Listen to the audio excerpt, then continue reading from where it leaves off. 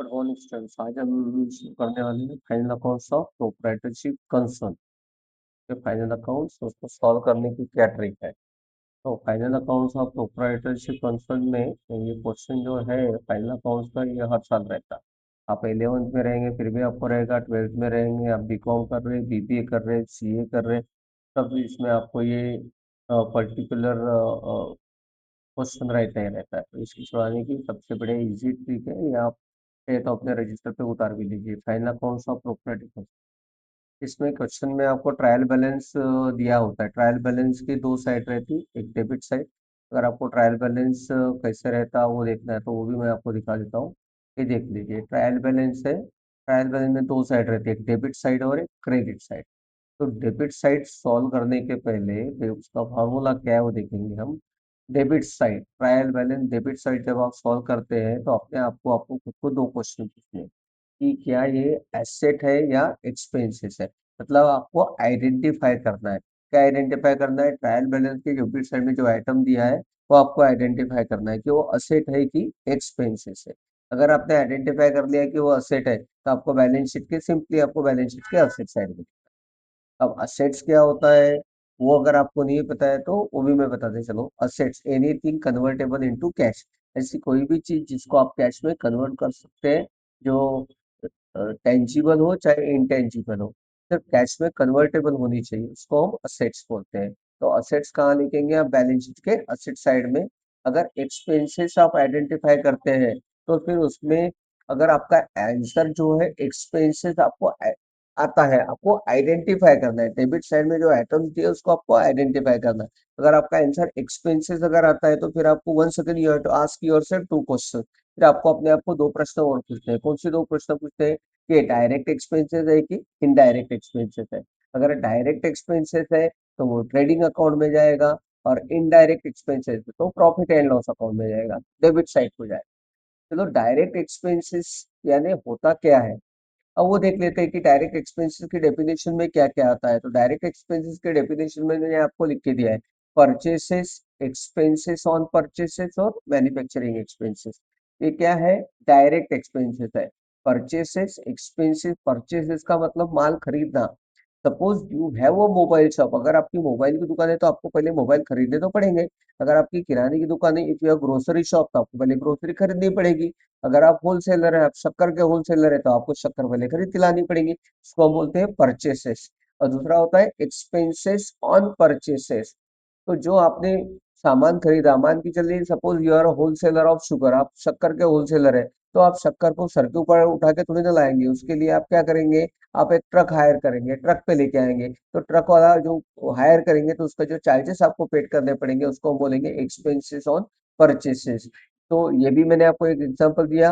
Various taxes भी हो सकते हैं कि गवर्नमेंट के कुछ आपको टैक्सेस पे करने पड़े, तो वो होगा एक्सपेंसेस ऑन परचेसेस। अगर आप फॉरेन से मंगाते हैं तो import duty expenses on purchases हो जाएगा। ठीक है, नेक्स्ट टाइम मैन्युफैक्चरिंग एक्सपेंसेस। मान के चलो कि अगर आपकी मैन्युफैक्चरिंग कंपनी है, मैन्युफैक्चरिंग कंपनी का काम क्या होता है? रॉ मटेरियल खरीदना, उसको फिनिश गुड्स में कन्वर्ट करना।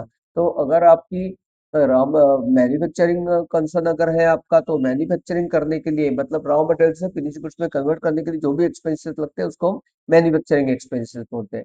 तो ये डायरेक्ट एक्सपेंसेस की एक सिंपल सी डेफिनेशन है। परचेसेस, इसको आपको रट लेना है, purchases, expenses on purchases and manufacturing expenses. उसके बाद है indirect expenses. Indirect expenses profit and loss account में आएंगे, डेबिट साइड में आएंगे। ऑफिस, उसमें क्या है, तीन होते हैं। इसके नाम अलग अलग हो सकते हैं, मैं डेफिनेशन आपको बता रहा हूँ कि इसमें क्या आते हैं मोटा मोटी तौर पे। Office expenses, administration expenses, office चलाने के लिए जो खर्च लगते हैं वो, और एडमिन बोलिए, दोनों सेम ही है। दूसरा है फाइनेंशियल एक्सपेंसेस, मतलब मान के चलिए कि अगर आप लोन लेते हैं, बैंक से लोन लेते हैं, तो यू हैव टू पे द इंटरेस्ट, तो interest will be indirect expenses. आप अपने कस्टमर को डिस्काउंट देते हैं, कैश डिस्काउंट देते हैं, तो डिस्काउंट क्या हो जाएगा? Indirect expenses. And selling and distribution expenses, मतलब माल बेचने के खर्च और बेचा हुआ माल कस्टमर के घर तक पहुंचाने के लिए जो आप खर्च करते हैं उसको बोलते हैं सेलिंग एंड डिस्ट्रीब्यूशन एक्सपेंसेस। तो trial balance very easy. Trial balance की डेबिट साइड में या तो वो असेट है या तो वो एक्सपेंसेस है। It's very simple. वो दो ही चीज, आपको दो ही चीज पे फोकस करना है कि वो असेट है या एक्सपेंसेस है। आप 11 में पढ़ रहे, 12th में पढ़ रहे, बीबी में पढ़ रहे, बीकॉम कर रहे, सीए कर रहे, जॉब कर रहे, तब भी आपको दो ही चीज सोचनी, असेट है या एक्सपेंसेस है। असेट है तो बैलेंस शीट के असेट में लिखना है, एक्सपेंसेस है तो डायरेक्ट है कि इनडायरेक्ट है। अगर डायरेक्ट है तो ट्रेडिंग के डेबिट में, इनडायरेक्ट है तो प्रॉफिट एंड लॉस अकाउंट के डेबिट में। ये चैप्टर आप बहुत अच्छे से कर लीजिए, क्योंकि ये हर साल आता है और आपके पास होने में अच्छी आपको मदद करेगा, अगर आपके बेसिक्स कंसेप्ट क्लियर है तो। नेक्स्ट वीडियो से, क्योंकि हम इसके क्वेश्चन शुरू करने वाले हैं। Final accounts of property trial concern में अभी क्रेडिट साइड देखेंगे। जैसे मैंने आपको बताया था कि ट्रायल बैलेंस तो दो साइड रहती है, एक डेबिट साइड रहती है, एक क्रेडिट साइड रहती है। तो क्रेडिट साइड में जो आइटम है वो क्या क्या हो सकते हैं वो हम देखेंगे। तो वेरी सॉरी। तो क्रेडिट साइड में क्या क्या हो सकता है, तो लाइबिलिटीज होगी या तो इनकम होगी, तीसरा वो हो नहीं सकता, गारंटेड है, तीसरा वो हो नहीं सकता। या तो वो लाइबिलिटीज है या तो वो इनकम है। तो आपको दो ही चीज सोचना है, आपको आइडेंटिफाई करना है, पहचानना है कि लाइबिलिटी है या इनकम। लाइबिलिटी तो कहाँ जाएगा, बैलेंस शीट के लाइबिलिटी में। इनकम है तो डायरेक्ट इनकम, इनडायरेक्ट इनकम, क्या वो डायरेक्ट इनकम है, क्या वो इनडायरेक्ट इनकम है। तो डायरेक्ट इनकम जो है वो यहाँ लिख के दिए मैंने आपको, ट्रेडिंग अकाउंट के क्रेडिट में आएगी। Sale is the only direct income, मतलब आप स्टूडेंट है तो बस आप इतना ही ध्यान में रखिए कि सेल सिर्फ डायरेक्ट इनकम होती है। Direct income business to business vary होती है। अब मैं बहुत ज्यादा उसको डिटेल में अभी नहीं बोलूंगा, क्योंकि मैं आपको कंफ्यूज नहीं करना चाहता। अगर आगे नेक्स्ट वीडियो में कभी समय मिला, बात निकली, तो मैं इसके बारे में ज्यादा एक्सप्लेन आपको करूंगा। तो indirect income profit and loss account के क्रेडिट साइड में, जो इनकम डायरेक्ट नहीं है वो इनडायरेक्ट इनकम होती है। तो ट्रायल बैलेंस के क्रेडिट में दो ही चीजें होती है, लाइबिलिटीज, इनकम। लाइबिलिटी तो बैलेंस शीट के लाइबिलिटी में लिखो, इनकम है तो direct income, indirect income. Direct income है तो ट्रेडिंग अकाउंट के क्रेडिट में वो एकदम सिंपल है, सेल मात्र डायरेक्ट इनकम, बाकी सारी इनकम अगर आपको लगती है तो वो कौन सी इनकम, डायरेक्ट इनकम है, हो जाती है प्रॉफिट एंड लॉस अकाउंट में। जैसे अगर आपको एग्जाम्पल चाहिए, discount received, interest received, dividend received, sale of old newspaper, ये आपकी इनडायरेक्ट इनकम है। तो फ्रेंड्स, ये था